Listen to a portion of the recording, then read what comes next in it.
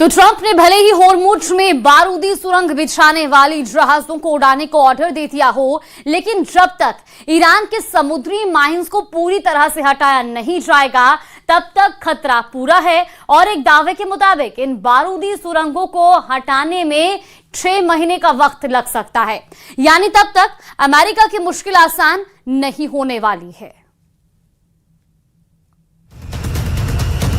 ये ईरान का रिलीज किया गया वीडियो है। हॉर्मुज स्ट्रेट में दुश्मन के जहाज पर हमला है। ईरान के नकाबपोश लड़ाके तेल के जहाज पर धावा बोलकर उसे कब्जे में ले रहे हैं और ट्रंप को ये बता रहे हैं कि वॉर जोन में ईरान सुपर पावर है। ईरान ही नहीं, पेंटागन ने भी ये मान लिया कि हॉर्मुज में ईरान को हरा पाना बहुत मुश्किल है, क्योंकि ईरान की बिछाई बारूदी सुरंगों को जब तक हटाया नहीं जाता हॉर्मुज में वो घुस भी नहीं पाएंगे। ऐसा किया तो भस्म हो जाएंगे।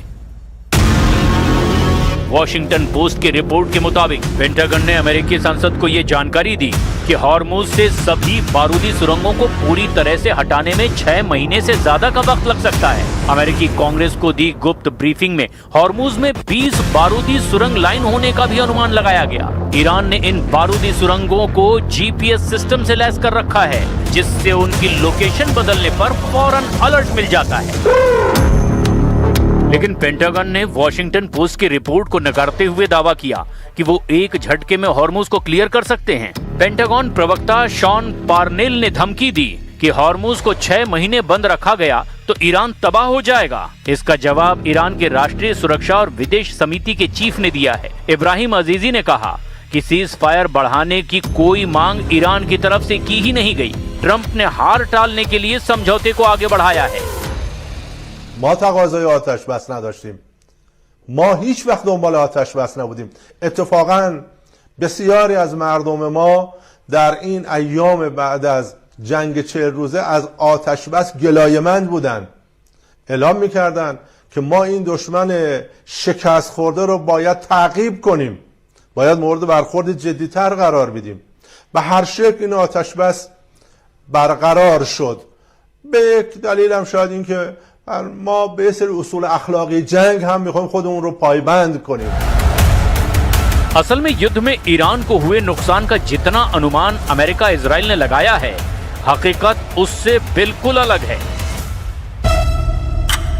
अमेरिकी सेंट्रल कमांड के मुताबिक अमेरिका ने ईरान के अंदर 13,000 से ज्यादा ठिकानों पर हमले किए। वहीं इजराइल ने 4,000 से ज्यादा सैन्य ठिकानों पर हमले किए। अमेरिका इजराइल ये मान चुके हैं कि उनके हमलों में ईरान की 60% मिसाइलें बर्बाद हो गई हैं। और इतना ही नहीं, ईरान के 80% मिसाइल लॉन्चर तबाह करने की गलत फहमी भी अमेरिका और इजराइल ने पाल रखी है।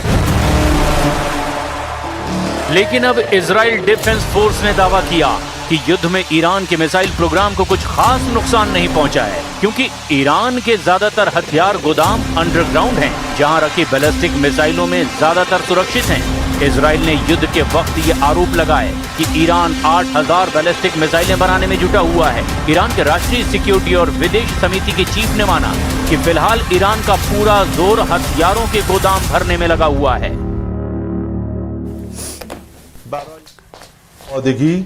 برای بازسازی به عبارت نیروهای مسلح ما فرصتی است برای خشاب گذاری.